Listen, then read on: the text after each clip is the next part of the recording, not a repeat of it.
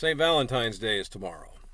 I'm not sure if all of us realize what St. Valentine's Day is about, but it's a very important holiday. And we don't like to discuss it much nowadays, and there's a reason for that. And I'm going to get to that here in a minute. But so who was St. Valentine's to begin with? Who was he? What was he all about? Valentine was back in the 200 AD period.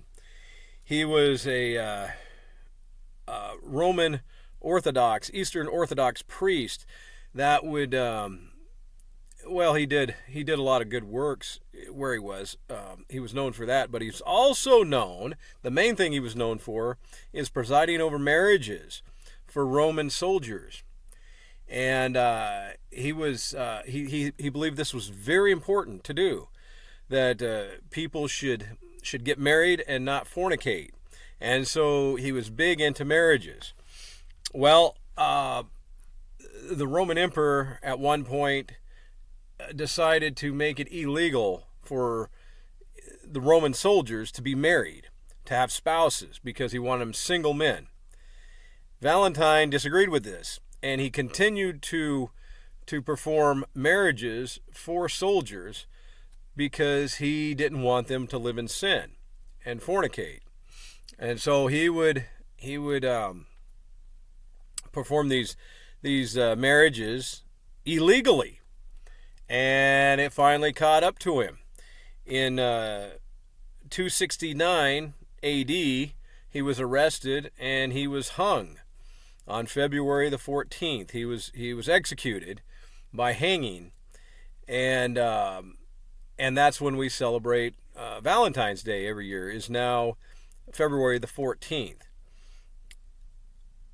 So this is a time of year that we look at as a time of love and romance because of what he did. He gave his life for love. Think about this. Here's an irony. St. Valentine's gave his life for love. Real love. What is marriage all about? It is about the foundation of the family, about two people coming together and starting a family, starting a group of people. That was important to him. It was so important to him, it cost him his life. And he knew the consequences, but he did it anyway. That's awesome. That is the meaning of a real man of God, to do something that you believe in to the point of death. Now, in this country, we don't do those things, unfortunately. People compromise and they don't want to take their belief in God to the point of sacrificing their own life. But at one time, people did this, and St. Valentine was one of those people. Now, in our society today, we look at divorce as a regular thing. It's part of everyday life. People we know all over the place get divorced. It's common. It's common practice. Divorce. Or not marrying at all and just going out and having sex with whoever. So this is common. But sin is common. And one of the things that is destroying our country and this world right now is the lack of family. And the lack of the family, it starts with the two people that are married. And if they can't get along, if it doesn't work between them, the children have no chance. So marriage is a fundamental standard of the family. I want to read in Matthew chapter 19. Have you not read that he that which made them at the beginning made them male and female, okay? So male and female are only to get married. Not two women, not two guys. No. Not a guy and a dog. Not a girl and a cat. Or a girl and a horse. Or any of that kind of bullshit. It is simply a man and a woman are to get married. None of this transgender crap that everyone wants to push down our throat. That doesn't exist in the kingdom of heaven. That exists in the kingdom of hell. I shouldn't say the kingdom of hell. The shit can of hell. That's where that transgender stuff belongs. All right? So it doesn't belong in marriage at all. Male and female, Jesus says. Let's get that straight right off the bat.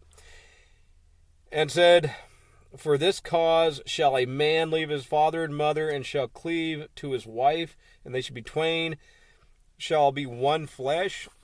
Wherefore they are no more twain, meaning two, but one flesh. What therefore God hath joined together, let no man put asunder. So marriage is a bond. It is a commitment. It is a covenant between two people in the eyes of God. When you stand before the preacher and you marry your spouse, you're making that covenant to the spouse, to God, and all around as an example of this is the beginning of me being part. I'm sorry, I have a flu going. This is the beginning of me being a part of a marriage. Two people become one. Two people become one in the sight of God. And this is so important.